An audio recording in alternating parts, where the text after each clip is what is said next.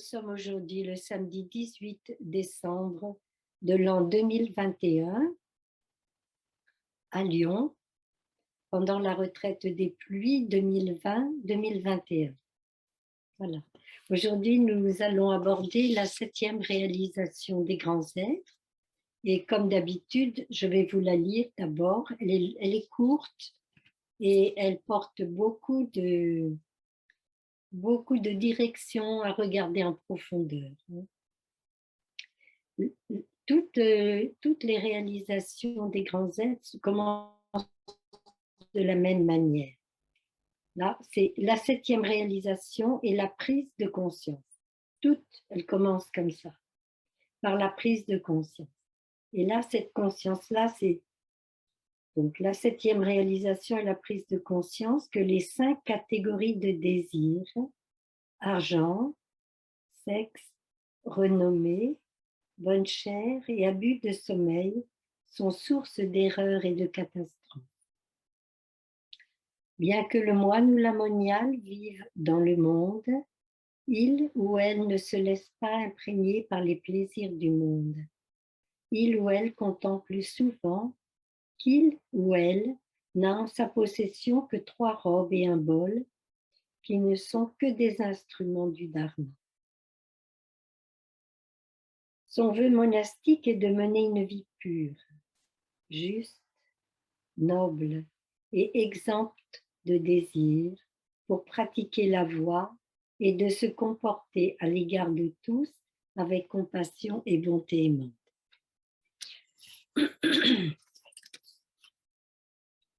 Je pense que nous vivons, oui, comme il est un petit peu tard déjà, par rapport à l'heure du départ, on est à 42 déjà. Donc je vais commencer directement par le thème. À l'heure actuelle, je m'adresse à mes frères et sœurs, mais je m'adresse aussi à des amis laïcs qui vivent à l'extérieur. Comme je vous l'ai dit de nombreuses fois, j'essaie de me tenir au courant de ce qui se passe sur la planète, c'est-à-dire ouvrir le regard sur la réalité des choses telles qu'elles se déroulent à l'extérieur aussi du monastère.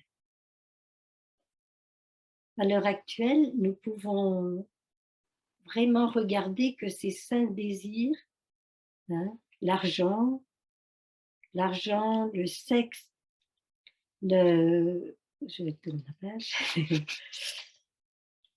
C'est un petit peu impressionné parce que les conditions ne sont pas les mêmes que d'habitude. La renommée, la bonne chère et le sommeil sont source d'erreurs et de catastrophes. À l'heure actuelle, nous pouvons voir que beaucoup de personnes qui avaient cherché la renommée, qui avaient cherché l'argent, qui avaient rencontré aussi le sexe, qui avaient rencontré la bonne chère et le sommeil, parmi nos gouvernants, parmi les personnes qui sont haut placées ou parmi des personnes, pas seulement en France, je ne parle pas en France, je parle d'une façon générale. Nous pouvons voir que nous sommes arrivés à un moment où ce qui était caché apparaît. Ce qui avait été dissimulé se manifeste. Même chez des personnes qui avaient choisi la voie spirituelle. Nous sommes tous des personnes susceptibles de tomber dans ces pièges. J'ai pris du temps pour regarder en profondeur dans l'argent, dans les 5 désirs. Et je me suis souvenue vraiment en profondeur de ce que nous a annoncé Thaï depuis longtemps. Thaï nous dit, si vous cherchez à l'origine, la peur originelle, la peur de manquer, la peur originelle et le désir originel qui va avec, depuis que nous sommes nés. C'est comme ça. Donc nous développons, tout au long de notre vie, nous développons un besoin plus ou moins important, parce que ça dépend dans quel monde nous sommes nés, dans quelle famille nous sommes nés, mais nous développons la peur de manquer. Nous développons la peur d'être malade, la peur de mourir, la peur de se retrouver à la rue, la peur de ne pas être aimé, la peur d'être rejeté, etc., etc. C'est bien de faire vous-même aussi cette recherche, c'est-à-dire de regarder en profondeur dans ce qui est. Là, nous allons commencer par l'argent. Hein. Nous en avons besoin pour vivre. À l'heure actuelle, telle que la société est conçue, nous en avons besoin pour vivre, pour acheter à manger, pour payer notre logement, la chaleur, l'eau, les gaz, l'électricité, pour payer les assurances de la maison, les assurances de la voiture, la nécessité de se déplacer, de s'habiller, d'aller chez le médecin. Donc, l'argent fait partie de notre vie. Et nous, en tant que moine monial, bien que nous ne soyons pas attachés à l'argent, nous en avons forcément besoin pour vivre. Donc, ce n'est pas quelque chose qui n'appartient que dans le monde extérieur. Donc, la pauvreté est la base, la peur de la pauvreté est la base de ce qui va nous mettre en route pour acquérir de l'argent. Et nous allons bien regarder quelque chose ensemble. Pendant que nous allons parler de ces 5 désirs, si vous pouvez essayer chaque fois de voir dans le discours l'impermanence. C'est-à-dire l'argent, on l'a, on l'acquiert, mais on l'utilise, donc il disparaît. Donc, si nous regardons en profondeur, nous pouvons voir dans le désir de l'argent la peur de l'impermanence, n'est-ce pas? Ça ne tient pas, ça ne dure pas, c'est pas possible. On peut voir aussi le non-soi, très clairement.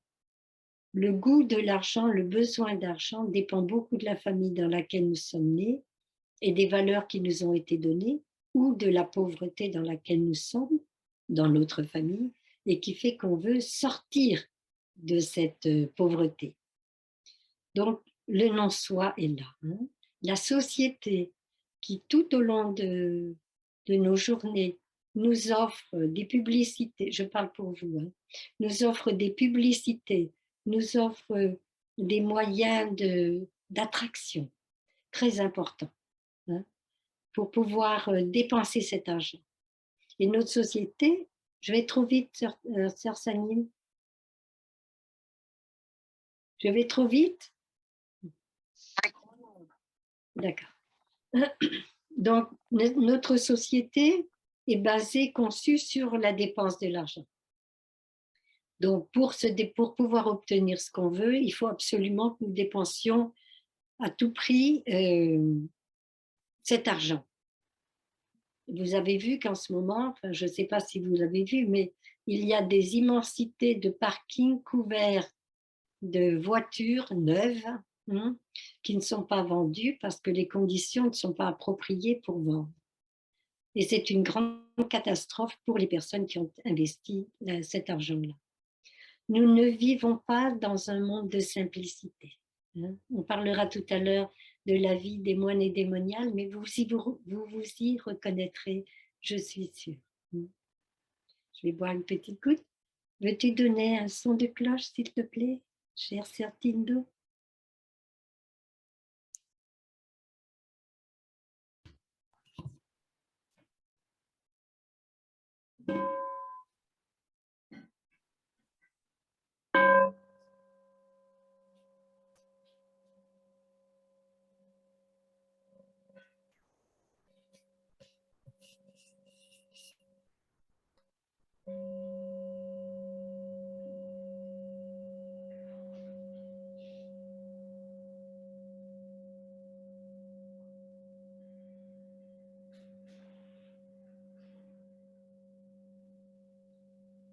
L'argent nous donne un sentiment de sécurité qui est complètement illusoire. Nous essayons de nous sécuriser en possédant. Je vous ai déjà raconté l'histoire de ces enfants qui étaient venus à la maison, ces jeunes ados, et qui m'avait dit, mais enfin, vous avez les moyens, pourquoi avez-vous des choses anciennes? Une vieille télévision, un vieux tourne-disque, etc. Parce qu'ils étaient pris par la nécessité d'acheter, le désir de se procurer, le désir d'avoir, le désir d'être en concurrence avec les autres, quelque chose de plus beau, quelque chose de meilleur. J'ai pensé à nos enfants, petits-enfants. C'est pas trop visible, pas trop dans ma famille, mais je ne vis pas tout le temps avec eux. Mais ce que je peux voir, c'est que les enfants, ils vivent en groupe, ils en excluent bien sûr du groupe, mais il faut qu'ils aient des points de reconnaissance identiques. Et en classe, il n'est pas rare que les enfants portent par exemple des chaussures Nike, je ne sais pas, Nike, hein, des chaussures qui ont à leurs yeux une grande valeur. Et les amis qui n'ont pas ces chaussures, ben, vraiment, ça ne vaut pas grand-chose. Donc, c'est nous qui créons. C'est nous qui créons ces besoins. C'est nous qui créons ce désir. C'est nous qui créons cette avidité dans laquelle nous sommes tombés en tant que civilisation. Oui, il y a donc aussi, ceci déclenche la jalousie. Ceci déclenche l'envie dans le sens être envieuse de, avoir envie de ce que l'autre possède. Les livres, les journaux, les magazines sont remplis de personnages riches, beaux, intelligents, soi-disant, enfin oui, probablement, mais où tout est pour l'apparence. Je passe pas mal de temps à regarder ça aussi. J'en parlerai tout à l'heure pour le sexe, j'en parlerai. Donc, les enfants sont entraînés par notre civilisation à vivre des choses qui sont souvent pas de leur âge non plus. Et leur envie, c'est d'obtenir de l'argent. Je posais la question, que voulez-vous pour Noël? Ma mignonne, plutôt de l'argent. Et j'ai dit, mais ma mignonne, elle n'a pas d'argent. Petit peu, mais pas beaucoup. Et alors, on a cherché d'autres moyens. D'autres moyens. Alors, le plus grand, certainement, il aura une part petit sou, mais pour les plus petits, on va chercher d'autres choses, un livre adapté, quelque chose de beau qui soit inspirant pour eux, ou bien l'autre jour, notre petite fille est arrivée, sa maman lui avait donné 20 €, puis elle avait trouvé un super blouson blanc d'été, très long, magnifique, avec des manches immenses, elle dépassait de loin ses petites mains, bien qu'elle ait 14 ans. Et elle m'a dit, c'est beau ma mignonne, n'est-ce pas? Et j'ai vu, ça fait partie de la mode, ça fait partie de ce dans quoi elle est plongée, de ce monde dans lequel elle surnage pour pouvoir être reconnue par les autres, pour pouvoir être aimée, pour pouvoir... Ok, c'est magnifique, Candice, tu as un très beau pullover. Et ma mignonne avait l'argent juste. Alors j'ai dit, mais il faut l'enlever, ça sera ton cadeau de Noël, puisqu'elle l'avait choisi. Donc on n'est pas obligé de se ruiner pour Noël, par exemple. Je regarde, alors, quelles sont les catastrophes? Parce que le Bouddha est très clair. L'argent est source d'erreurs et de catastrophes. Quand on lit ça, peut se poser la question, est-ce que l'argent est vraiment source d'erreurs et de catastrophes? L'argent va attirer, j'ai parlé de la jalousie tout à l'heure, j'ai parlé du désir de s'approprier, de l'envie, qui est quelque chose de très fort. L'envie, c'est un désir, mais avec beaucoup de souffrance à l'intérieur. Ça entraîne le vol, Ça entraîne, même pour les personnes qui ne sont pas très riches, la prostitution.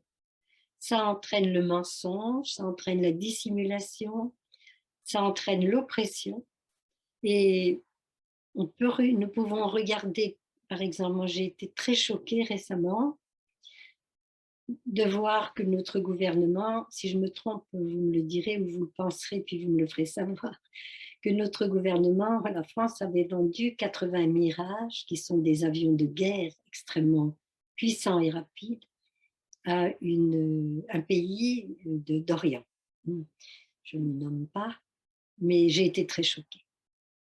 J'ai été très choquée que nous continuions sans arrêt à armer la main des autres. Mais c'est pour l'argent.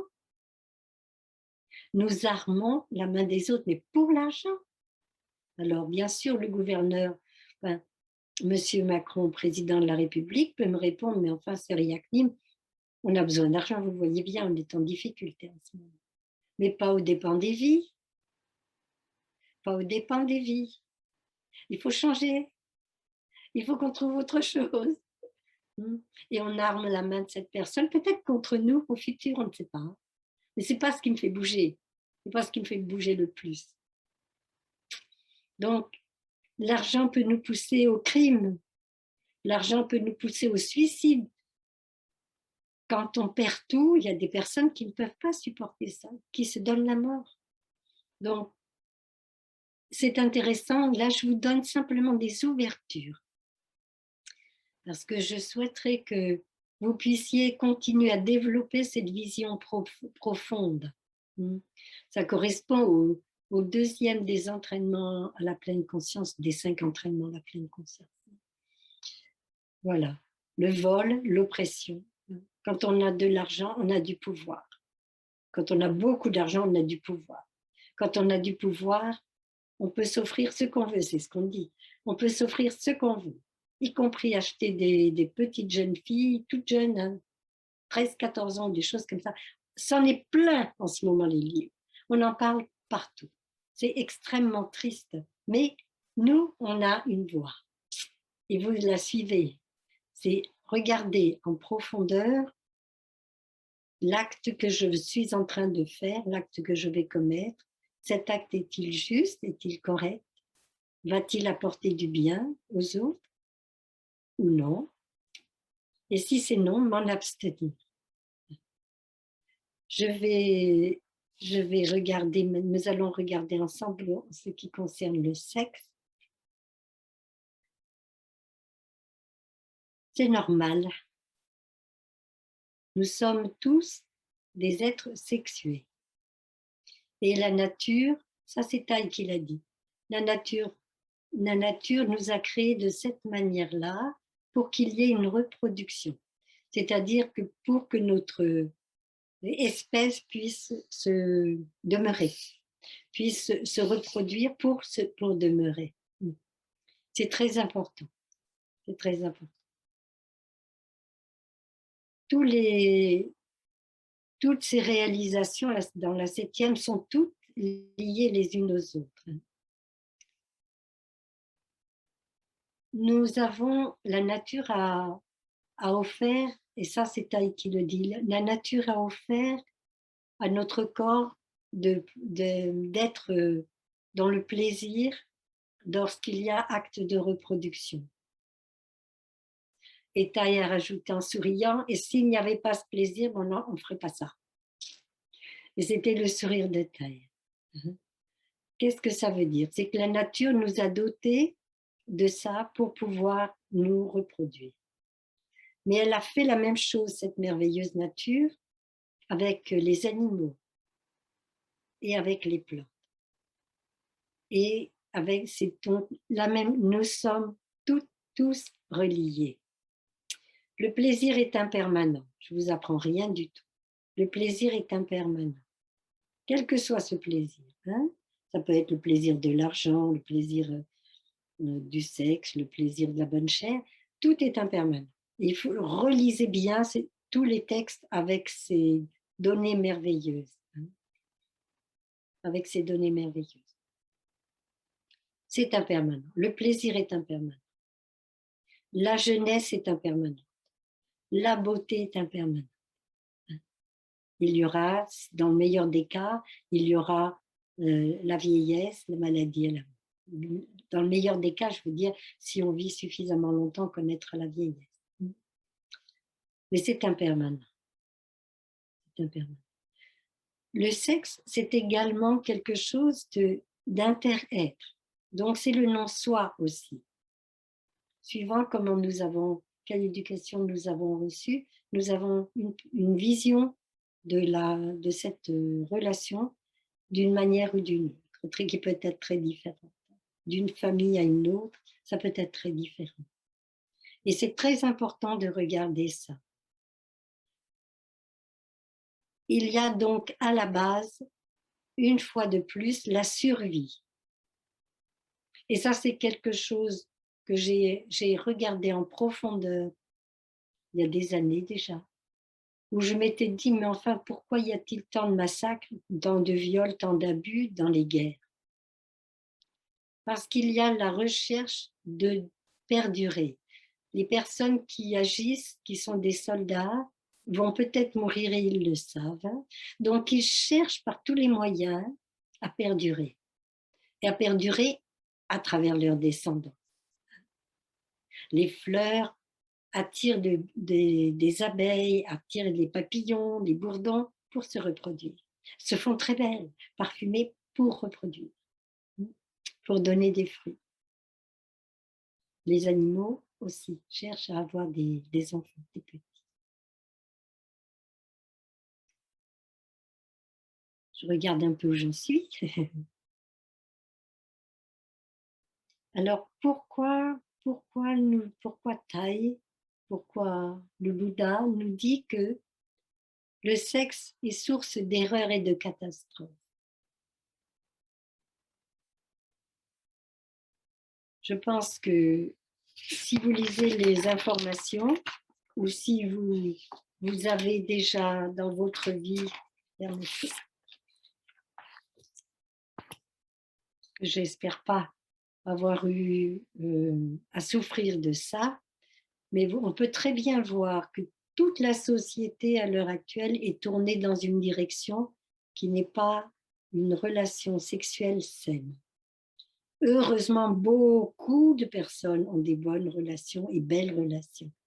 Je parle de la tendance au niveau de la publicité, au niveau des livres, au niveau du téléphone, au niveau des écrans, au niveau partout. Il y a beaucoup de tentations qui sont proposées et des choses qui sont vraiment de temps en temps vraiment pas saines.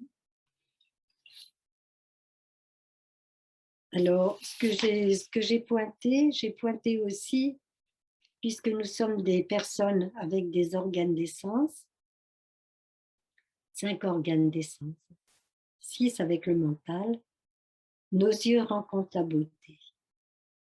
Notre corps tout entier, du fait des hormones, est attiré par cette beauté, par cette personne. C'est normal. L'important, ce qui est à voir à l'intérieur de ça, comme dans le 3e des 5 entraînements à la pleine conscience, c'est conscience que la personne qui est en face de moi a des engagements. Moi-même, est-ce que j'ai des engagements? Quand quelqu'un vient me voir et me dit « Ah, j'ai trouvé un compagnon ou une compagne », la première des questions que je pose, c'est « La personne est-elle libre? Et êtes-vous libre ?» C'est-à-dire, n'y a-t-il aucun engagement de part et d'autre?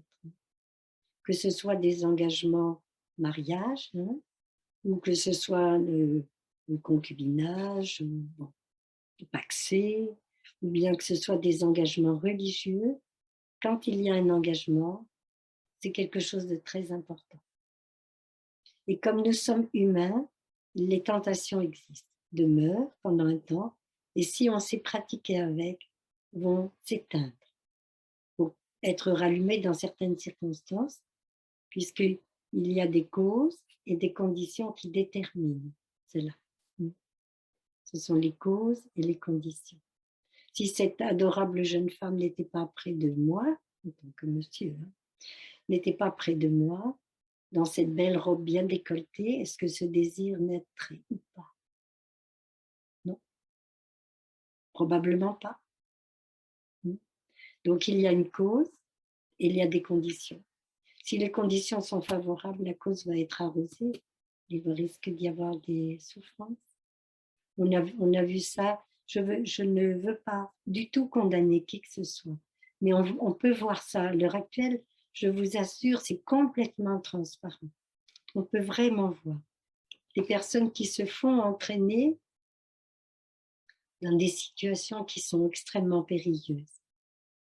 Alors, bien sûr, il y a le mensonge, dans l'adultère entre autres, mais même, il y a le mensonge, la dissimulation, les foyers brisés, les enfants qui sont déchirés entre les parents, il y a des suicides, il y a des maladies sexuelles transmissibles.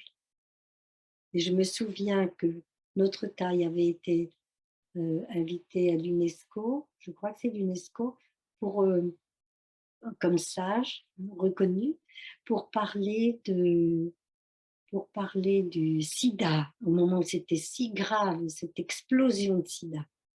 Tout le monde avait donné des avis, on va faire ceci, il faut faire cela, préservatif, et Taille n'a parlé que d'une seule chose, les 5 entraînements à la pleine conscience. Il les a lus et il en a parlé. Et il a dit, c'est là la solution pour le sida. Cherchez pas ailleurs. C'est là le respect de soi et le respect de l'autre. C'est très important. Oui, il y a donc la pornographie aussi, la prostitution, la pornographie,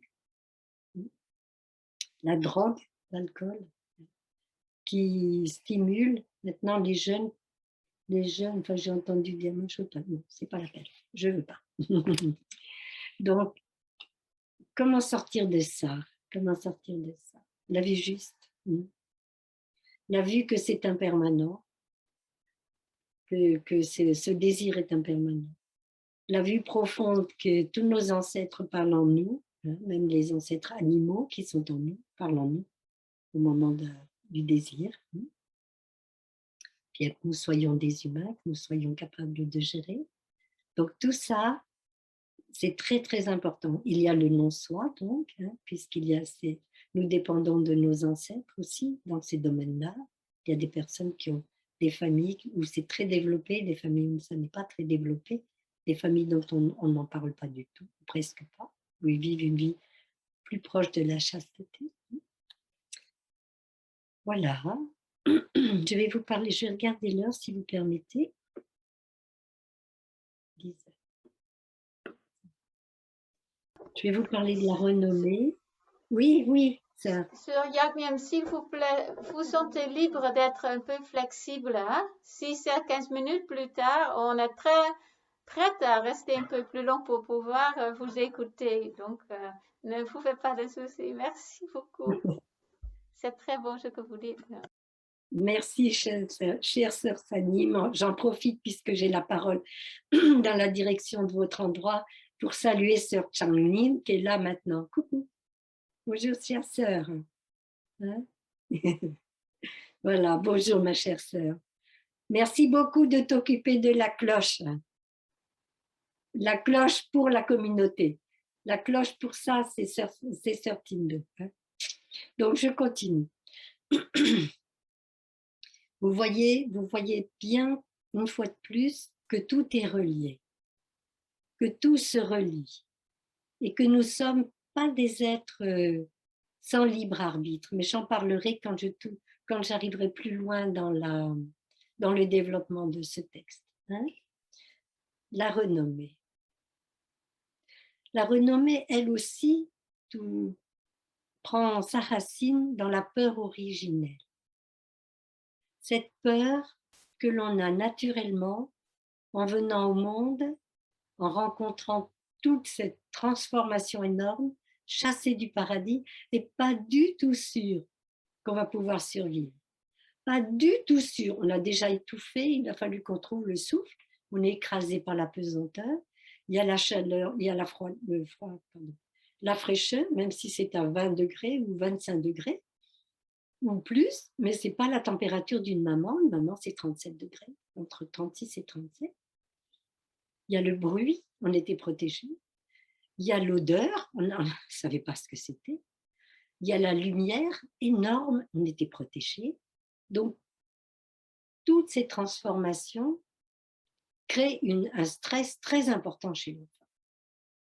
Et ce stress très important, en plus, il va découvrir ce que c'est que la faim, parce que jusqu'à présent, il pouvait manger même en temps de famine. Les bébés se procurent la nourriture à travers le sang de leur maman.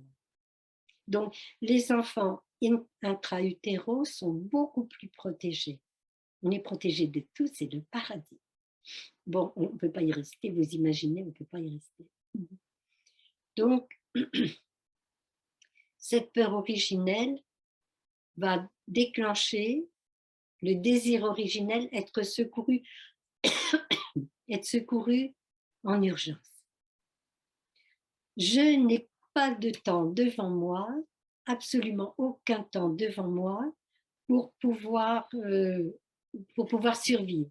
Il me faut en urgence quelqu'un. Et là, ça touche tout ce qu'on a vu, et ça touche maintenant aussi la renommée, ça touche la bonne chair, hein, et ça touche le sommeil. Vous voyez, tout est relié.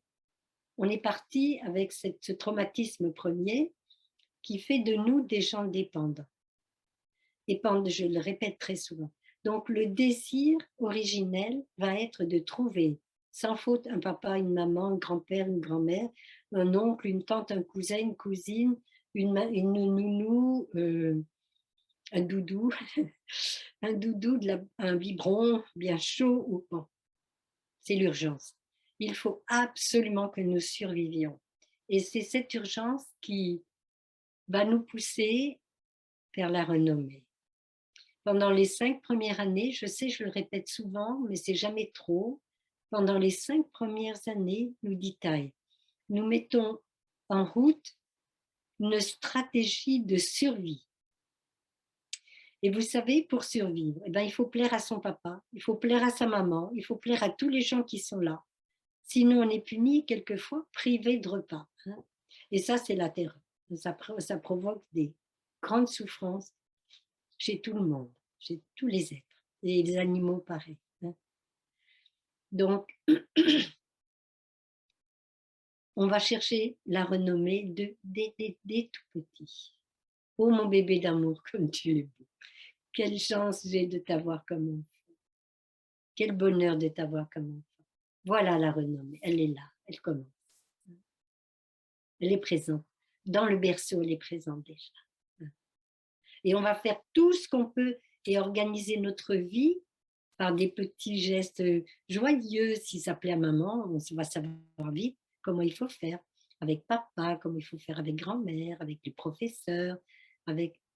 Et ça, pendant les 5 premières années, on décide de la façon, par l'expérience, de la façon dont on va pouvoir survivre, parce qu'il faut plaire pour survivre. C'est l'idée.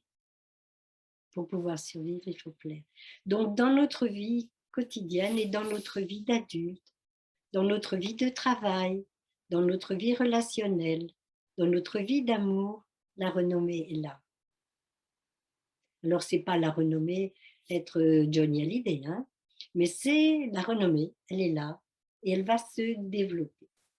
Elle va se développer plus ou moins suivant la façon dont les personnes qui nous entourent d'abord, si nous sommes rassurés, très vite, nous abandonnerons ce cheminement, nous abandonnerons cette avidité, parce que ça provoque de l'avidité. Une chose qui est très importante aussi, puisque nous sommes toujours dans ce regard avec l'impermanence, le non-soi et le nirvana, je le développerai au moment où on partagera pour les démoiniale, la vie démoiniale, qui est la vôtre aussi. Mais je l'aborderai plutôt à ce moment-là. Donc, se souvenir que la renommée est impermanente. Un enfant qui fait des bêtises à répétition, sa renommée ne va pas tenir. Ça, c'est sûr, et ça ne va pas tenir du tout. Et on dira de lui, dans sa propre maison, on dira, mais cet enfant est infernal, je ne sais pas quoi faire avec lui ou elle, qu'est-ce qu'on va pouvoir en faire? On a pu entendre ça quelquefois. Donc la renommée, il faut bien regarder l'impermanence dans les choses, et là, dans la renommée, elle est apparente. Une personne, une star, star, hein, ça c'est une renommée. Une star, une étoile, hein, c'est pas rien, une étoile. Hein, elle se manifeste suivant des causes et des conditions. La cause première, c'est qu'elle le souhaite. Elle souhaite vraiment pouvoir devenir quelqu'un de célèbre, par exemple, ou réaliser son rêve d'être danseuse étoile, le meilleur chanteur, celui qui vend le plus de disques, enfin, des choses comme ça. Il y a ce désir qui est fondé sur le désir originel, mais là qui se détache et qui devient le désir d'un futur. Donc, on parle là-dedans. Elle va mettre en route, je prends l'exemple d'une star, hein, elle va mettre tout ce qui est possible en route pour pouvoir réaliser son rêve. Pour peu que son physique soit agréable, soit qu'elle ait des qualités de gentillesse, qu'elle ait des qualités de flexibilité, elle va, et elle soit belle et qu'elle ait du talent, elle va être reconnue. Elle va être recherchée et elle va commencer à poindre un petit peu dans ce monde-là. Mais pour y arriver, elle va faire des sacrifices inimaginables, y compris le sacrifice de son corps très souvent. On l'entend maintenant. Les femmes osent dire par où elles sont passées en ce moment. Donc, bon, je ne passe pas mon temps à lire les journaux non plus. Je lis les grands titres un petit peu pour me faire une idée, pour pouvoir vous en parler. Parce que c'est aussi le monde dans lequel vous vivez. Nous vivons, mais moins touchés par ça. Donc, elles vont se vendre, elles vont être abusées, elles vont... Voilà. Il va y avoir la puissance sur elles, il y aura le besoin de l'argent, ne pas perdre sa place. Donc, il va y avoir la colère, il va y avoir la jalousie, il va y avoir l'avidité, le désir absolument de contenir, de maintenir, de tenir cette place. Elle va arriver, dans le meilleur des cas, elle va arriver au sommet de sa gloire. On dit bien, hein, c'est un langage courant. Elle est arrivée au sommet de sa gloire, vous voyez? Sommet. Et il y a le déclin aussi. Donc l'impermanence est très visible à l'intérieur de la renommée aussi. Et les personnes, pour garder leur renommée, cachent leur personnalité, cachent les souffrances par lesquelles ils sont passés. On voit régulièrement et on entend régulièrement des personnes qui sont très connues, très célèbres, je ne les nommerai pas, des personnes qui avaient obtenu beaucoup de voix et pour lesquelles ce qui était caché apparaît. C'est-à-dire la partie avidité de cette personne dans certains domaines apparaît. Et cette personne perd, en plus c'est horrible dans la vie actuelle, parce que vous avez des... Comment ça s'appelle? Je ne me souviens plus. Enfin, un genre de score, hein, où on demande... non, c'est pas ça, c'est pas le mot. On demande au public d'évaluer les personnes politiques, par exemple. Je prends l'exemple des politiques, de les évaluer, de dire alors s'ils aiment ou ils n'aiment pas. Et alors, il y a un certain nombre de points. Vous voyez ce que je veux dire? Je ne sais pas ce que c'est. J'ai oublié. Sondage. Sondage, merci. Sondage. Et quand ces personnes voient leur sondage descendre, imaginez. Et puis, quelque chose de leur vie passée réapparaît. hein. Quelque chose qui était bien caché, mais alors bien caché, en secret, le plus grand secret. Eh ben non, ça apparaît. Et le sondage s'effondre. On les a sous les yeux en ce moment. Vraiment pas difficile à voir.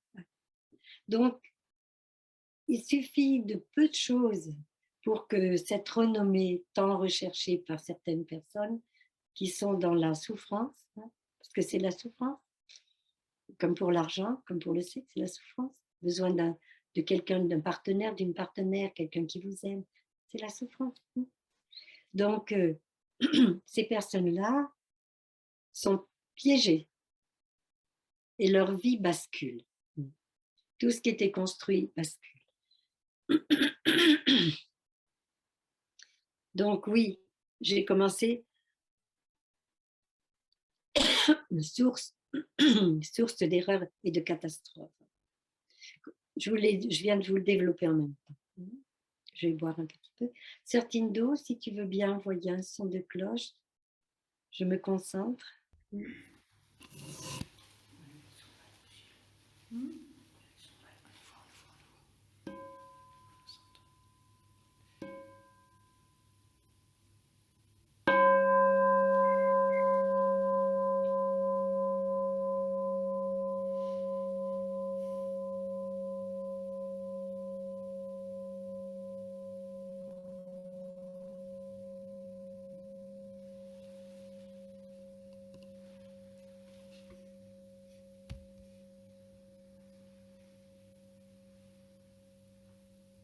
Nous avons vu en ce qui concerne cette renommée, des personnes changer de couleur. Par exemple, Michael Jackson,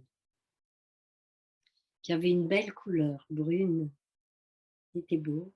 C'était un beau petit garçon, beau jeune homme, brun, noir de peau.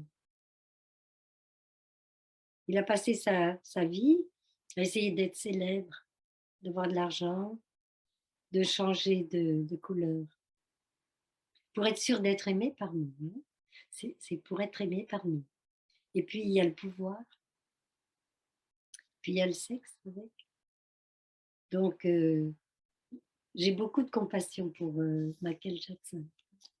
Beaucoup de compassion pour lui. Vous pouvez l'entendre dans ma voix. Beaucoup de compassion pour ces gens qui se font piéger. Les personnes qui se font opérer pour tirer leur rides, la peau pour peau. C'est une recherche d'une jeunesse éternelle qui n'existe pas. Oui, je sens que je suis touchée par Michael Jackson. Ma voix est douce. Je viens de boire un peu d'eau avec du miel, mais c'est pas seulement. Je vais regarder un petit peu.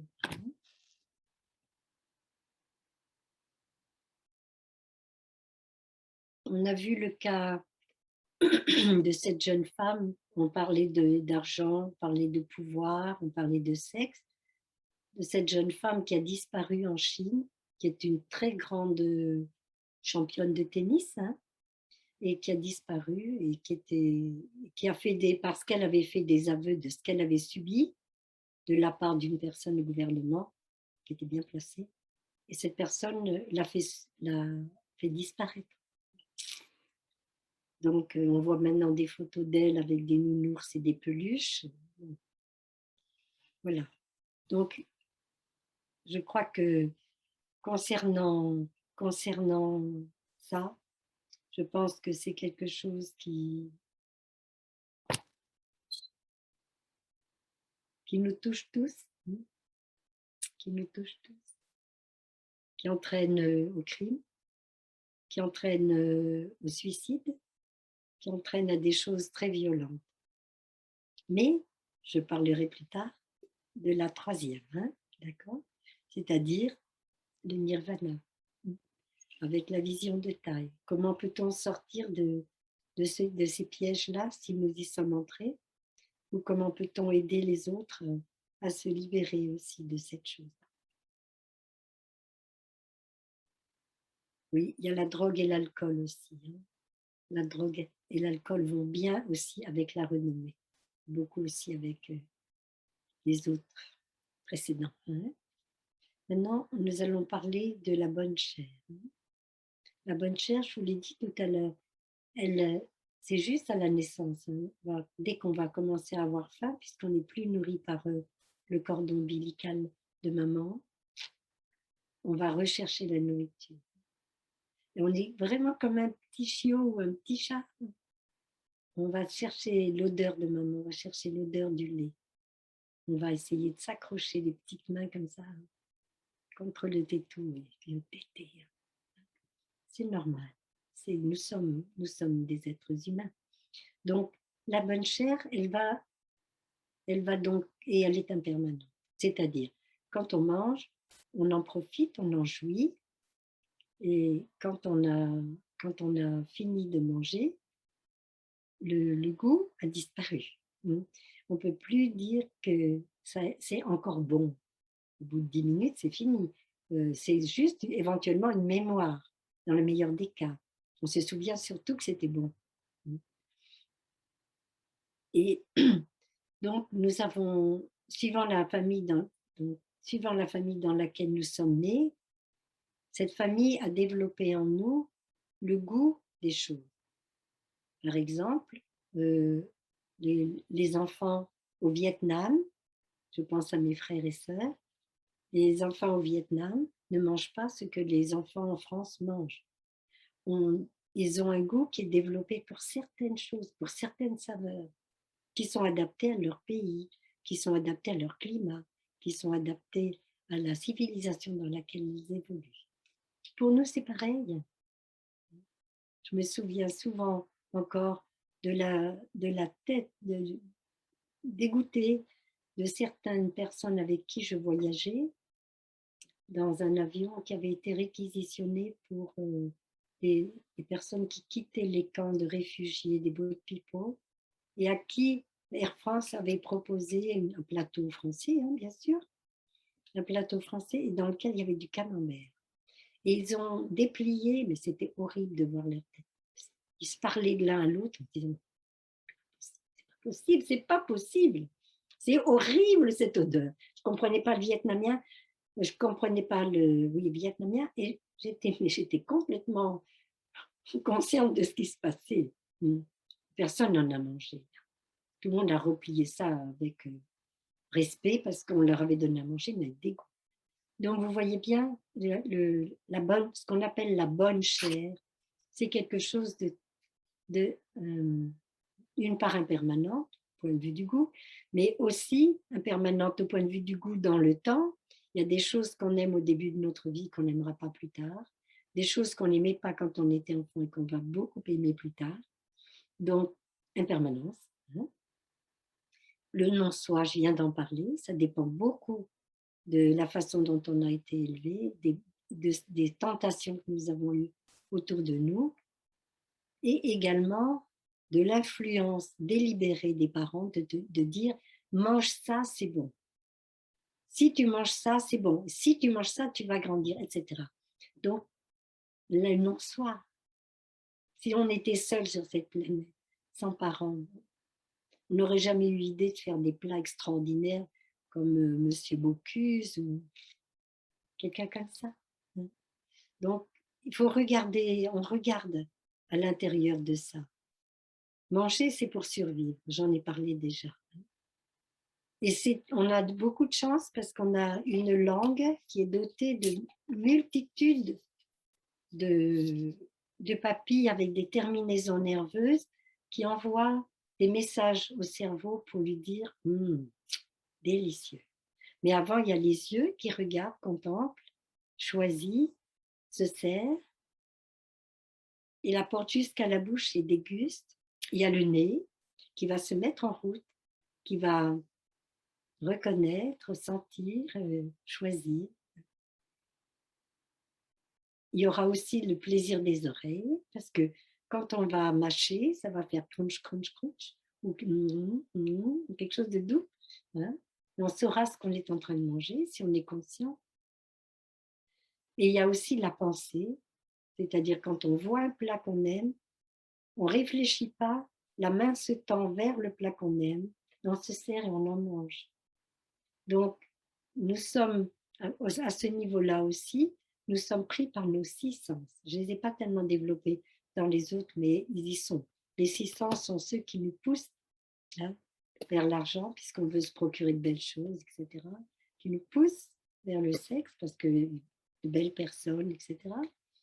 Donc, dans tous les domaines, les 6 sens sont la base avec laquelle nous allons développer le désir, nous allons développer le plaisir, nous allons développer la souffrance. Quand on mange beaucoup, on souffre. Quand on ne mange pas assez, on souffre. Le Bouddha dit que la plus grande souffrance était la privation de nourriture. Il savait de quoi il parlait, puisqu'à la fin de son temps d'ascétisme, il était un grand ascète, il ne mangeait plus qu'un grain de sésame par jour. Il souffrait beaucoup, il était réduit à l'état de squelette. Le goût se cultive, c'est-à-dire on nous a donné à la base, on nous a donné développer notre goût en nous faisant goûter beaucoup d'autres choses, même ce qu'on n'aimait pas. Chez nous, nous n'avions pas le droit de dire que c'était pas bon. Si c'était pas bon, ça faisait rien, on le mangeait.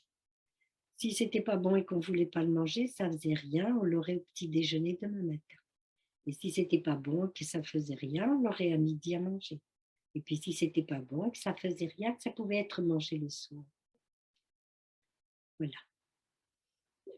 C'est une très bonne école. Je suis capable de me régaler, au sens vrai du terme, de toute la nourriture qui est posée par mes frères et sœurs sur la table. C'est délicieux. L'art de la cuisine est quelque chose de très précieux, parce que la nourriture est très précieuse. Elle est indispensable pour notre développement. Oui. Alors donc, dans les sources d'erreurs et de catastrophes, c'est une remarque que je me suis faite, que je me fais, c'est que il y a de plus en plus de personnes obèses. Alors en soi, ça va, moi ça ne me gêne pas, mais ce sont toutes les maladies qui sont reliées à l'obésité. Il y a des maladies aussi comme l'anorexie, qui sont des maladies extrêmement graves, puisque la personne ne peut pas se voir comme elle est et va se priver de nourriture jusqu'à un point pas possible. Et puis comme elle aura faim, elle va manger. Et puis comme elle aura mangé et puis qu'elle pensera, elle va régurgiter. Donc il y a des maladies qui sont graves, hein, qui sont en fait dues d'abord à ce désir de survivre, bien sûr, le désir de plaire aussi, qui bride la réalité de la nourriture, qui nous bride. Il y a des maladies, donc l'obésité, le diabète, les maladies cardiovasculaires, ça tout le monde connaît, hein, tout le monde sait que c'est relié à l'obésité ou à la façon de mal manger. Hein. Il y a bien sûr, avec la bouche, il y a la cigarette, l'alcool, bien sûr, c'est relié, la cigarette, l'alcool, la drogue. Dans quelle direction je vais? Et pour obtenir ça, il faut de l'argent, il faut voilà, tout le reste. Tout le reste est inclus dedans. Et puis, il y a l'absence de vue juste. Si lorsque l'on mange, on est conscient d'où vient la nourriture qu'on est en train d'absorber, on est plus ouvert, on est davantage capable de comprendre le danger que représente le fait de se nourrir de cette manière par rapport à la terre. J'entendais dire encore qu'il y avait 22% des forêts d'Amazonie qui avaient été détruites pour élever des bovins. Et cette viande-là, dès que les animaux sont tués au Brésil, ils sont envoyés directement en Occident pour nous nourrir. Donc quand nous mangeons la forêt d'Amazonie aussi, ou bien les forêts françaises, ou le mal-être de ces pauvres bêtes. Hein, je ne critique pas du tout. Je ne critique pas du tout. Il n'y a rien dans mon cœur qui juge ou qui condamne. C'est juste une constatation. C'est juste un regard comme ça.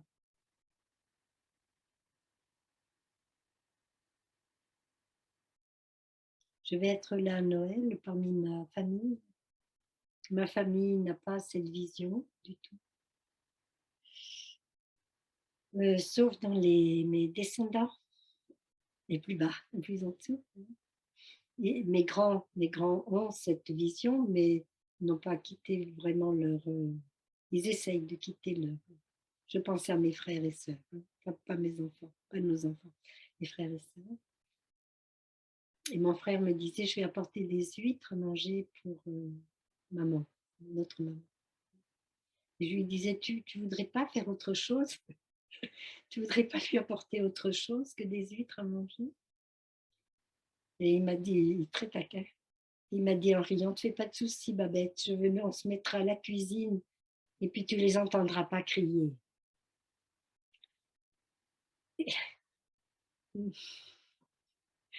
Comment leur faire comprendre, quoi?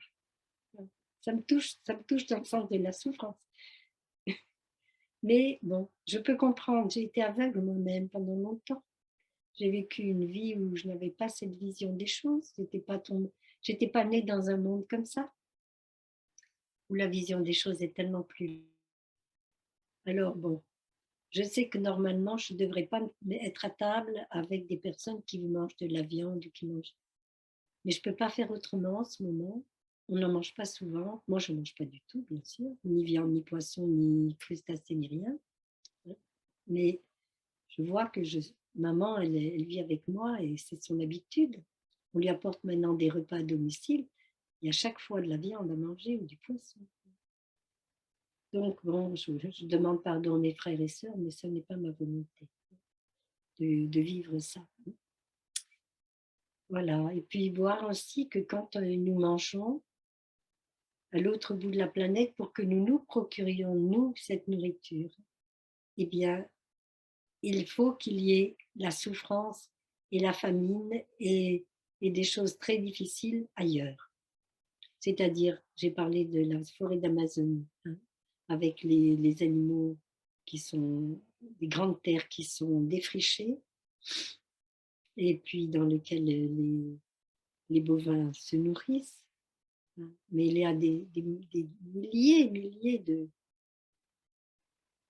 de choses qu'il faut regarder aussi, y compris cette souffrance qu'il y a dans certains pays qui sont au bord de la famine, alors que nous jetons de la nourriture. Voir comment nous pouvons vivre plus simplement. On va aborder ça ensemble. Vous vivez déjà comme ça ensemble. Ce que je fais aujourd'hui, c'est juste développer ce que le Bouddha a demandé de développer.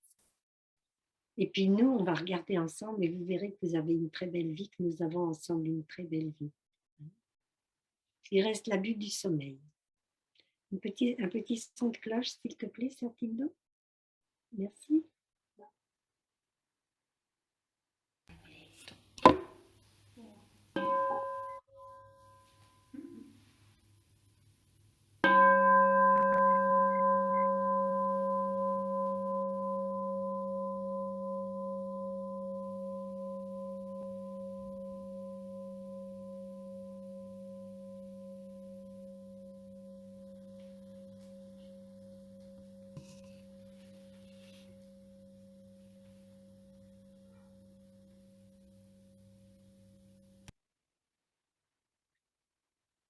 L'abus de sommeil. Le plaisir de s'allonger. Regardez quand nous étions enfants, tout petits. Le fait d'avoir un endroit où dormir, comme c'était plaisant. Avec une autre odeur. Avec notre doudou. Avec tout ce qu'il fallait pour se reposer, dormir. À l'abri. Et le sommeil, on dit, il est réparateur.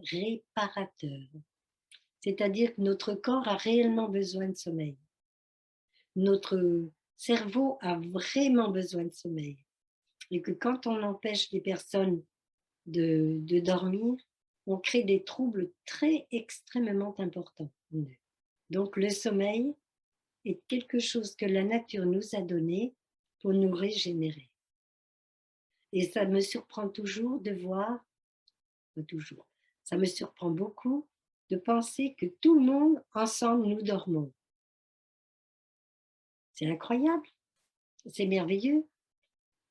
Ensemble, nous dormons. Nous allons nous coucher presque tous pas à la même heure parce que nous nous couchons nous, tôt, probablement plus tôt que vous, et nous dormons. Hein. Et pendant ces heures-là, surtout si on se réveille le matin, 3 heures du matin, 4 heures du matin, tout le monde ou presque tout le monde dort. Et il y a une chose qui est merveilleuse, vous savez, un silence intérieur, puisque nous sommes tous reliés les uns aux autres. Nous sommes tous reliés les uns aux autres, donc c'est l'inter-être. Et cet inter-être de silence relatif, puisqu'il y a des moments de sommeil profond où il n'y a absolument plus aucune parole, plus aucune image ni rien, le cerveau se restaure. Hein. Et donc, il y a beaucoup plus de silence.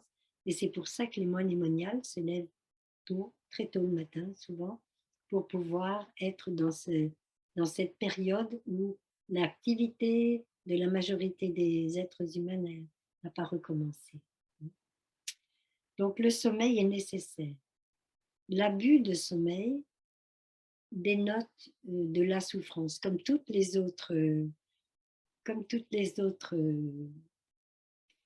réalisations, hein, de ces 7 réalisations, les 7e et de toutes. Il se passe une chose, nous avons pris l'habitude de penser, parce qu'on nous l'a appris, un enfant doit dormir beaucoup, il faut qu'il dorme, c'est très bien, c'est vrai. En plus, quand on dort, on grandit en tant qu'enfant. Donc c'est bien, c'est le moment où il y a des hormones qui permettent la croissance et qui sont libérées dans le corps pendant qu'il se repose. Donc c'est très bien. En tant qu'adolescent, en tant que jeune adulte, on a encore besoin de sommeil. Les ancêtres disaient, moi je l'ai entendu dire souvent, jeunesse qui veille, vieillesse qui dort sont à 2 pas de la mort. C'était vu comme ça à ce moment-là. Hein. Jeunesse qui veille, vieillesse qui dort sont à 2 pas de la mort. Bon, je ne vais pas le développer, mais je sais que j'ai entendu ça très souvent chez mes parents. Le sommeil, on en a besoin, mais il peut être aussi un refuge. Un refuge contre nos soucis, un refuge contre notre désespoir, un refuge contre nos souffrances bien cachées au creux de notre cœur, un refuge contre des personnes qui sont autour et qui vont nous laisser tranquilles parce qu'on dort, un refuge pour oublier. Mais en fait, pendant qu'on dort, dans le fond de la conscience profonde, dans l'Alaya Vijnana, que vous connaissez, on en a parlé souvent, il y a un courant de pensée qui ne cesse, d'images, de pensées, de sensations, de perceptions qui continue même dans le sommeil profond. Et ce que l'on croit oublier, en fait, bouillonne à l'intérieur de notre corps, dans chaque cellule de notre corps. Ça continue à bouillonner, ça continue à circuler, ça n'arrête jamais. Donc, ne pas penser que mais ça, vous êtes libre de le penser. Si on pense que le sommeil est quelque chose qui va nous sauver, oui, quand on est malade, oui, quand on est dans les normes de sommeil. On nous dit souvent, mais vous ne dormez pas assez. Je pense que 5 heures, pour moi, ça me suffit. 5-6 heures maxi, ça me suffit pour dormir. Quand je reviens de ce sommeil, je me sens fraîche et dispose à nouveau. Et pour obtenir ce sommeil qu'on n'obtient pas, c'est la course aux médicaments, la course aux exercices très forts, où comme ça on décharge toute cette énergie qu'on a qu'on a accumulées dans notre corps, toutes ces tensions qu'on a accumulées dans notre corps. Et on n'hésite pas quelquefois à faire des abus réels de médicaments pour pouvoir arriver à obtenir ce repos, ce silence qu'on croit être un silence intérieur qui va nous permettre de dormir, de lâcher prise de tout ce qui s'est passé dans la journée et de pouvoir nous endormir plus facilement. Quand un jour j'ai dit à maman, ah, ce matin j'ai fait une grasse matinée, tu sais, j'ai dormi jusqu'à 8h moins le quart. Elle était stupéfaite parce qu'à la maison, on se levait plutôt à 6h ou 7h. C'est pas possible. J'ai dit, mais j'avais tellement peu dormi la nuit précédente. Je me suis offert une grasse matinée. Alors, je sais que pour les jeunes, une grasse matinée, c'est pas se réveiller à 7h, 7h30 ou même 8h moins le quart. Il s'agit de dépasser ces horaires-là de beaucoup, quelquefois. Donc, voilà, c'était pour vous en parler. C'était aussi, ça peut être un refuge, donc, et un abandon de nos responsabilités. Nous avons des responsabilités, mais quelquefois ces responsabilités, on ne peut pas les prendre. Il y a quelque chose en nous qui ne nous permet pas de prendre à bras le corps cette réalité. Donc, qu'est-ce que se passe-t-il? Eh bien, on dort, on sombre. On est fatigué, on a l'impression d'être fatigué, on se couche, on dort au milieu de la journée, n'importe quand. Il y a des personnes qui ont trouvé ce moyen-là pour se rassurer, pour pouvoir vivre tranquillement ce qu'ils veulent vivre, plus facilement. Je connais une personne qui dort au moins 10 heures et qui me dit, c'est juste, c'est un petit peu juste quand même. Je voudrais bien dormir plus, tu vois, je fais des insomnies, 10 heures, c'est pas assez. Pareil, il n'y a pas de jugement, il n'y a pas de condamnation. Juste reconnaître, voir et reconnaître. Non, bien sûr, on peut créer aussi des habitudes de paresse qui peuvent nous couper du monde en dormant. Quand on cesse de se lever aux mêmes heures que les autres, d'aller travailler aux mêmes heures que les autres, on s'isole. Vous en avez fait l'expérience à travers Nous en avons fait l'expérience à travers le Covid, notre ami Covid qui tient bien. Nous avons fait cette expérience déjà. Donc, nous savons très bien que ça nous coupe du monde. Nous avons une chance, nous vivons en communauté. Vivant en communauté, on développe de façon importante la fraternité, le vivre ensemble, le partage. Et dès le matin, nous avons ensemble une grande quantité d'activités ensemble. Donc, pour nous, nous sommes en question sommeil.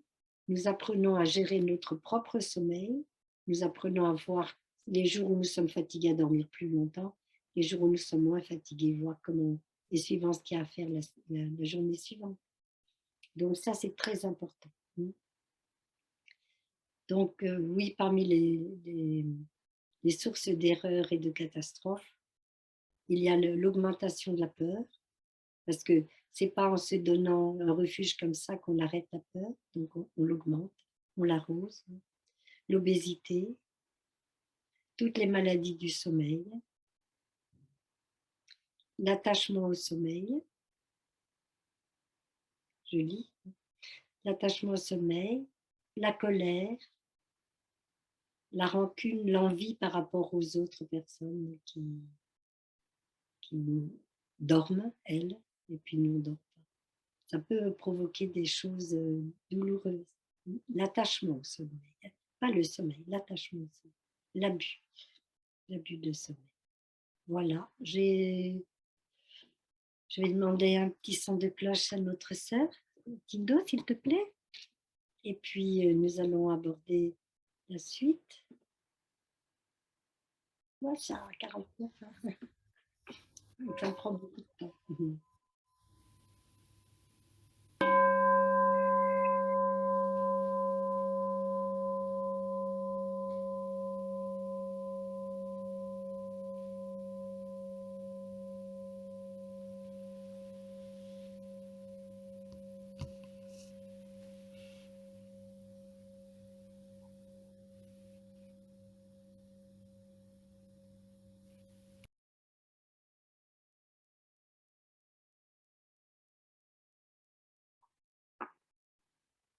Merci beaucoup, Sœur Tindo. Et maintenant, quelle est la solution? Quel moyen nous avons pour ne pas nous laisser entraîner dans ces pièges? Dans ces pièges. La vue juste, vous en avez entendu parler souvent, je pense. La vue juste. Parce que tout ça, c'est souffrant. Et le Bouddha est venu pour enseigner pour la souffrance. Sur la souffrance. Comment nous libérer de la souffrance. Comment devenir des êtres libres. Ne plus être brisés, attachés. Souffrir indéfiniment. Donc, le Bouddha dit, en tant que moine monial, attendez, permettez, c'est très beau. Bien que le moine ou la moniale vive dans le monde, il ou elle ne se laisse pas imprégner par les plaisirs du monde. Il ou elle contemple souvent qu'elle n'a en sa possession que 3 robes et un bol, qui sont des instruments du Dharma.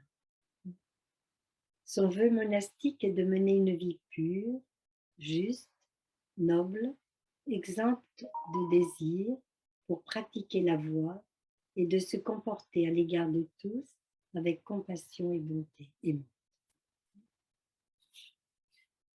Nous avons fait, je vais regarder là, nous avons fait le choix, je parle maintenant pour mes frères et sœurs et puis pour moi-même, nous avons fait le choix de tout quitter. Ces 5 contemplations, cette 7e réalisation, je l'ai contemplée longtemps avant. Et alors j'ai commencé par la phrase « j'ai déjà tout ». C'est une phrase que Thaï nous répète très souvent. J'ai déjà tout. Est-ce que c'est vrai? Essayons ensemble. On va se mettre sur notre respiration consciente et nous allons juste vérifier. J'inspire. Je sais que j'ai un toit au-dessus de ma tête. J'expire. Je sais que je suis à l'abri. Le toit au-dessus de ma tête. Je suis à l'abri.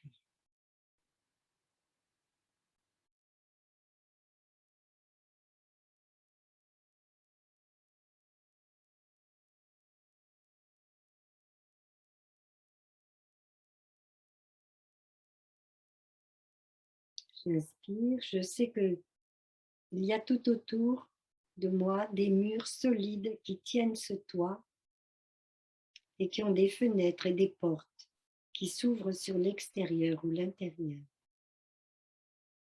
J'expire, je souris, je suis à l'abri.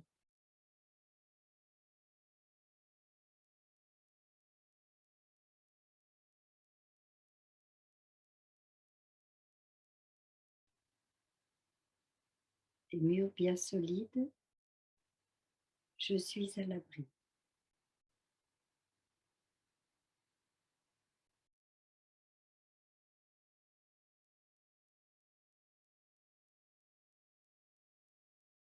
J'inspire et je sais que sous mes pieds, il y a un sol solide qui me soutient, que je ne risque pas de passer à travers. J'expire, je souris, je suis à l'abri. Un sol solide sous mes pas à l'inspire. Je suis à l'abri à l'expire.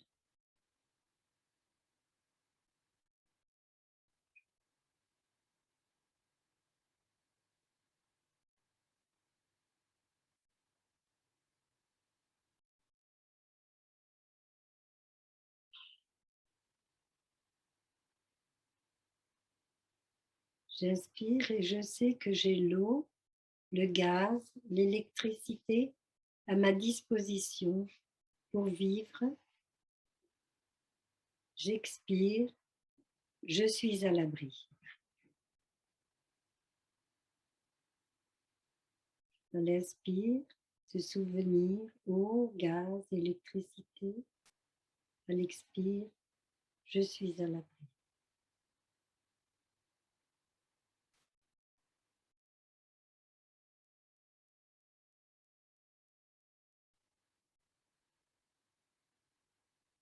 J'inspire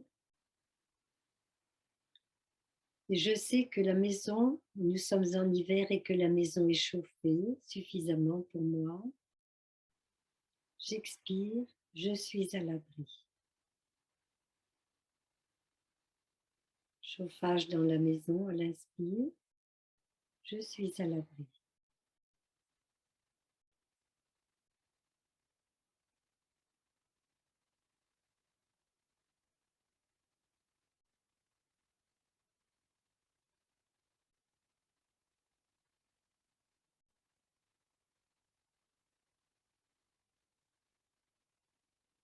J'inspire, je sais que mon corps est couvert de vêtements et que j'ai des réserves de vêtements dans mes tiroirs et mes placards, plus que largement. J'expire, je suis à l'abri.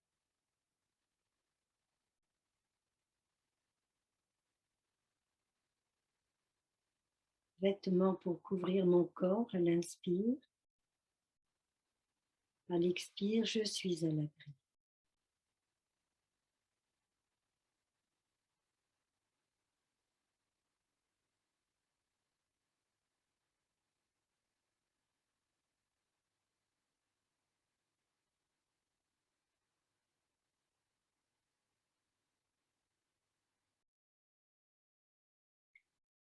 J'inspire et je sais que j'ai dans mon réfrigérateur et dans mes placards de la nourriture encore pour me nourrir. J'expire, je suis à l'abri.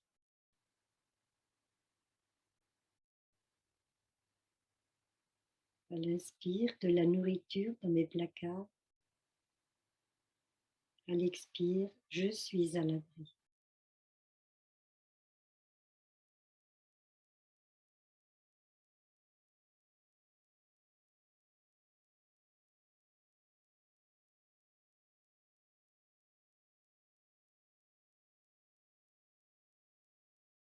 J'inspire, je sais que j'ai déjà tout ce dont j'ai besoin. J'expire, je souris.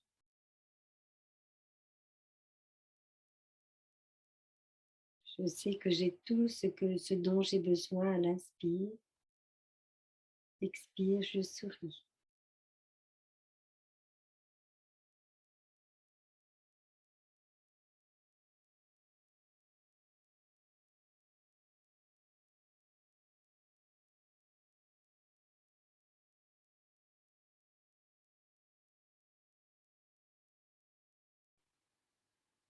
Voilà la clé pour pouvoir vivre heureux dans ce monde,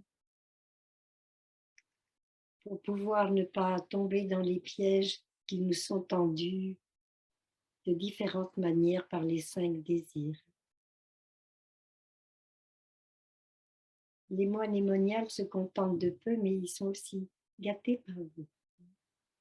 Il nous arrive de recevoir des colis de nourriture avec aussi des choses très bonnes dedans à manger. Et c'est toujours, on peut voir que votre regard est un regard qui prend soin de notre santé. Que nous avons la chance d'être soutenus, compris et aimés par vous. Magnifique. Un bol et 3 robes. Un bol et 3 robes. Il est là mon bol, derrière moi. Oui, là. Bon, c'est l'autre main qu'il faut que je lève. C'est pas là, c'est dans l'autre sens. Dans l'autre sens, c'est rien que lui. Là, non, c'est passé. Là, non, il est là. Avec mon petit hôtel du Bouddha. Il m'accompagne tout le temps. Je vous ai déjà raconté, je crois, l'histoire du bol et du notaire.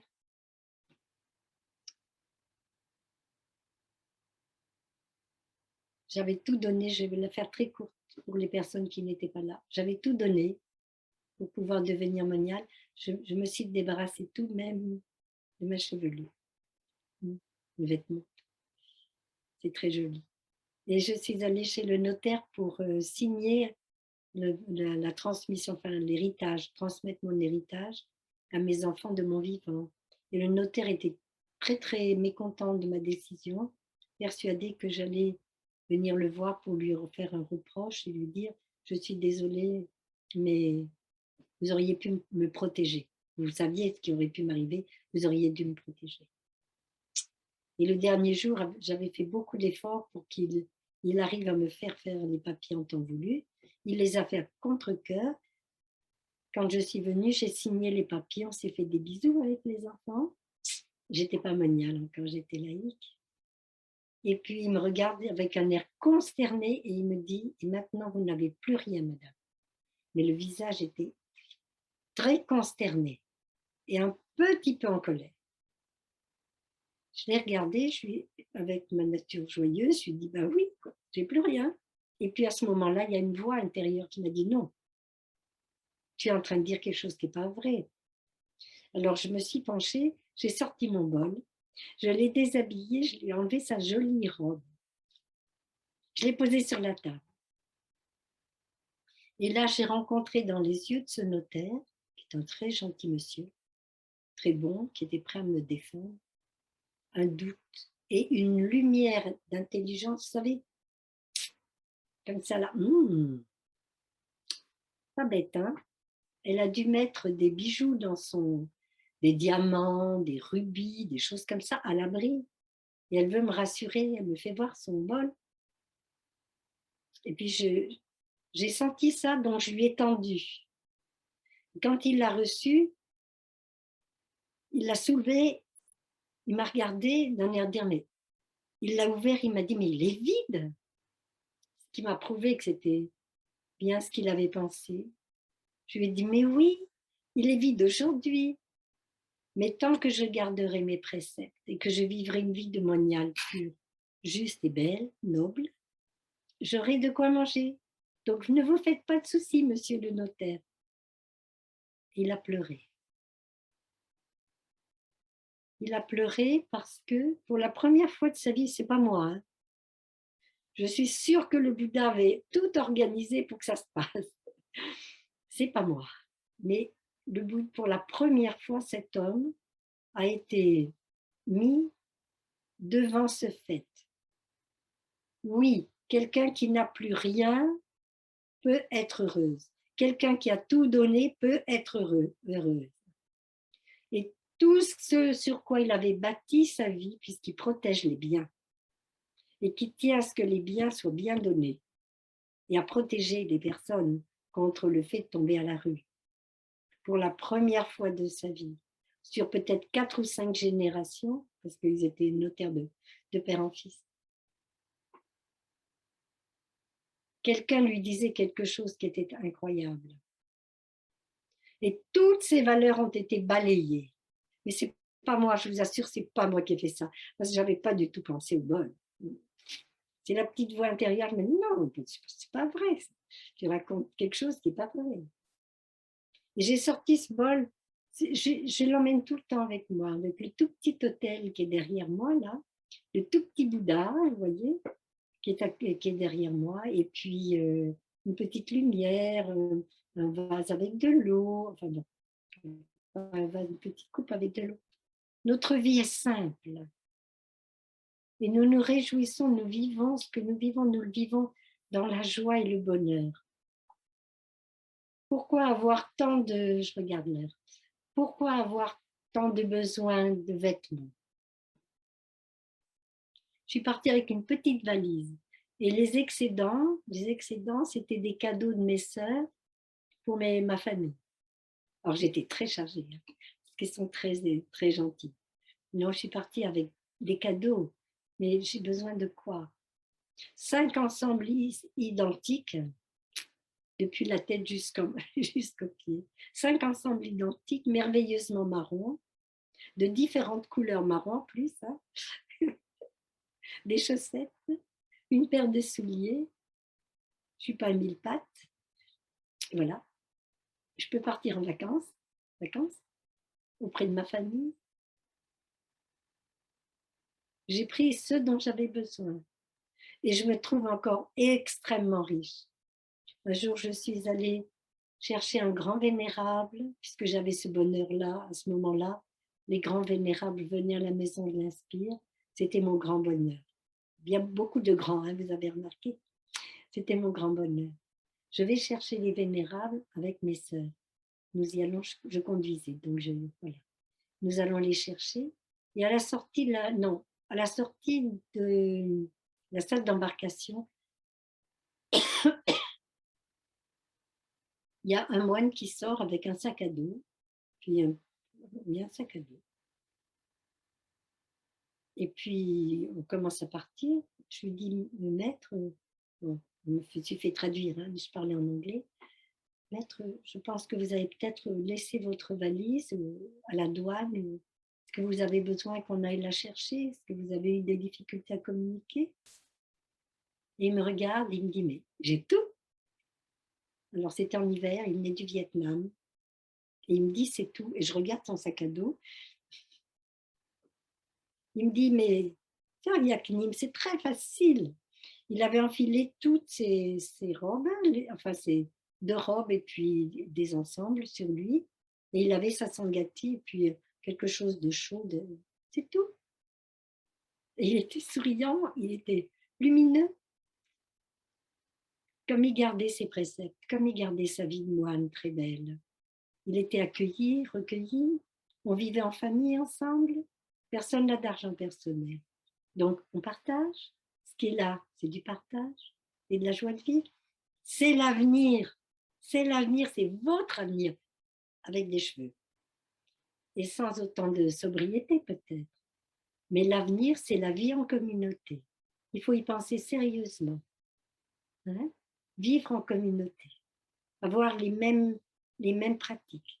Avoir les 5 entraînements à la pleine conscience.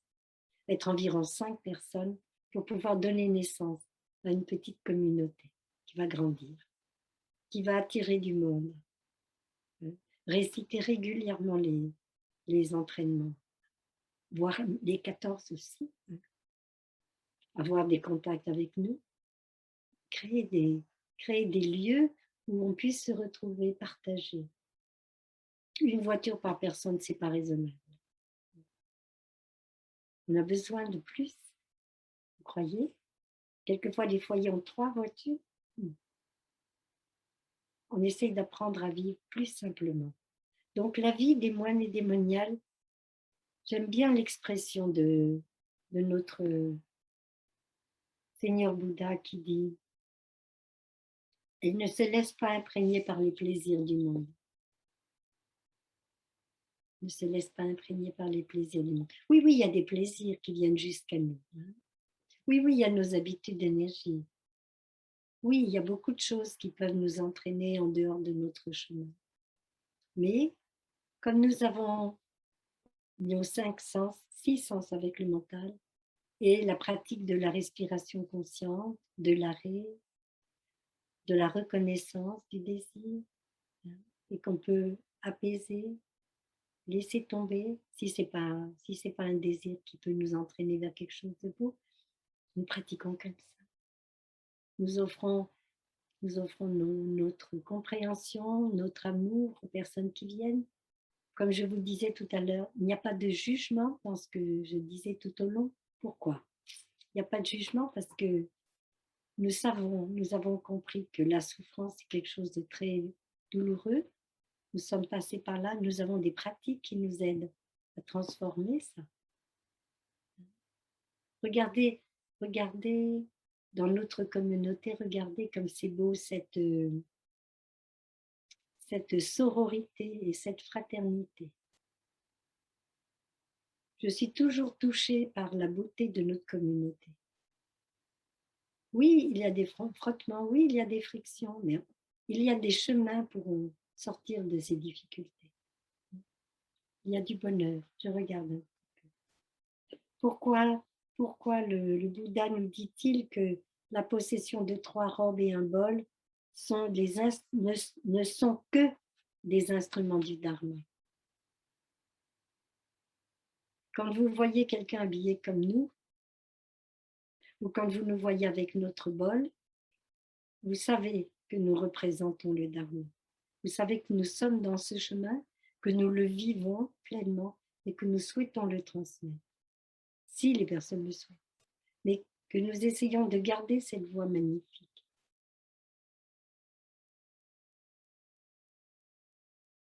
Je me souviens de la première année où nous sommes allés avec Thay au Vietnam. Nous avons fait une marche méditative avec nos bols pour recevoir l'aumône, les aumônes. On nous avait dit, prenez votre grand sac. On a un grand sac qu'on porte comme ça en bandoulière. Et on a ouvert notre bol. On était très belles, on était très beaux et très belles avec nos belles robes marron comme celle-là, avec le chapeau conique. C'était vraiment beau. Et j'arrive et la première personne, j'ouvre mon bol et la première personne qui me donne quelque chose, c'est un petit enfant qui était occidental, je ne me rappelle pas s'il était français ou pas. Et il voulait me rendre heureuse et il a mis une grosse pomme dans le bol. Ça doit faire sourire mes frères et sœurs, ils savent de quoi je veux parler. J'ai regardé ça et je me suis dit, voilà mon repas de midi. Parce que je ne peux pas faire, il faut que je referme quand même pour marcher. Je dois refermer. Et quand je suis arrivée, je l'ai remercié beaucoup, j'ai remercié l'enfant, j'ai remercié sa maman. Et je suis allée plus loin. Et quand la personne suivante a voulu m'offrir à manger, j'ai ouvert mon bol pour lui faire voir. Il y a une pomme déjà, c'est tout plein, j'ai pas besoin de plus. Mais c'était ça, c'était pas du tout ce qui était prévu dans l'esprit de nos amis laïcs. Donc, ils ont ouvert mon sac, qui était pendu sur le côté, ils ont pris la pomme et ils l'ont mis à l'intérieur de mon sac. Et j'avais à nouveau mon bol vide. Mais du temps du Bouddha, c'était pas comme ça. Du temps du Bouddha, des amis, des personnes remplissaient notre bol, mettaient de la nourriture dans notre bol, on fermait notre bol, souvenez-vous, et on partait marcher en méditation pour aller jusqu'à l'endroit où le Bouddha allait s'asseoir et nous asseyions autour de lui pour manger. Et là, nous avons suivi Thay. Et ils avaient beaucoup rempli mon sac. Parce que chaque fois qu'il était plein, ils vidaient mon bol. Je me dis, non, non, mais oui, parce qu'ils voulaient avoir aussi des mérites. De nous nourrir, ça donne beaucoup de mérite pour les amis vietnamiens. Donc, ça a été comme ça. Et à la fin, quand nous nous sommes assises, j'ai vu que j'avais un gros sac bien plein de délices. Alors, c'était en général en sachets. Hein. C'était dans des sachets, ou bien des fruits, ou bien des sachets de plastique dans lesquels il y avait un peu de nourriture. Très simple. Hein. Avant, j'avais rencontré un monsieur vietnamien qui m'avait bien regardé dans les yeux et qui m'avait offert un petit sachet grand comme ça, avec dedans du riz et du riz cuit et du sel avec du sésame. J'avais été très touchée. C'était probablement le cadeau qui m'avait fait le plus de plaisir. Alors à la fin, quand on s'est assise auprès de Thay, j'ai vu que j'avais un grand chapeau vide et un sac bien plein. Et alors j'ai vidé mon sac dans le chapeau plein. Les autres frères et sœurs ont fait pareil. Et on a fait circuler nos chapeaux parce qu'on était presque 1000, quelque chose comme ça. On a fait circuler nos chapeaux derrière nous. Et on les a offerts. On a offert la nourriture aux amis laïcs pour qu'ils puissent avoir quelque chose à manger en même temps que nous. Donc oui, ce sont des instruments du Dharma. Oui, quand on nous voit comme ça et que nous essayons d'être dignes, d'être nobles, c'est-à-dire de garder notre position, d'être beau dans notre position. Alors oui, nous sommes des instruments du Dharma. On dit qu'il ne faut pas utiliser plus d'un bol à eau, bien sûr. Alors maintenant, il y a aussi dans ce vœu monastique de mener une vie pure, juste, noble, pure. Nous essayons, comme nous en avons parlé. La vie qui est là, dont je vous ai parlé, c'est une vie qui peut être pure, mais qui est souvent abîmée par le désir, hein, abîmée par les excès, abîmée. C'est comme une marée noire un peu dans les excès. Hein. Mais autrement, la mer est belle. Donc, quand on sait se contenter de ce qu'on a, quand on sait le partager avec les personnes qui nous entourent, quand on sait pardonner, quand on sait comprendre que la personne qui fait des erreurs est motivée, mobilisée par quelque chose qui ne lui appartient pas en propre, puisque c'est de l'intérêt, c'est sa civilisation, c'est sa famille, ce sont ses amis qui se manifestent à travers eux, dans ses habitudes de vie. Alors quand on peut vivre ça, on peut vivre une vie pure. Choisir, nous avons choisi la chasteté pour pouvoir apprendre à gérer notre corps et notre esprit, et surtout pour pouvoir disposer de beaucoup de temps pour nos amis laïcs et pour nos frères et sœurs. C'est la raison pour laquelle nous avons choisi cette vie de simplicité aussi et de chasteté. C'est beau. Une dernière phrase peut-être? L'autre jour, je vous ai se comporter à l'égard de tous avec compassion et bonté aimante. Ce sont deux des 4 esprits d'amour infini, l'amour ultime. La bonté aimante, la compassion, la joie et l'équanimité. Se comporter avec tous, équanimité. Apporter la joie, c'est notre rôle, c'est notre bonheur, c'est partager notre bonheur d'avoir choisi cette vie simple et d'être heureux dans cette vie simple. Je pense que ça suffit peut-être pour vous maintenant. On se retrouvera la prochaine fois pour la 8e réalisation. Je vais clore le discours, le partage avec vous par 3 sons de cloche. Si tu veux bien, Sertindo, je vais m'incliner pour vous dire au revoir d'abord.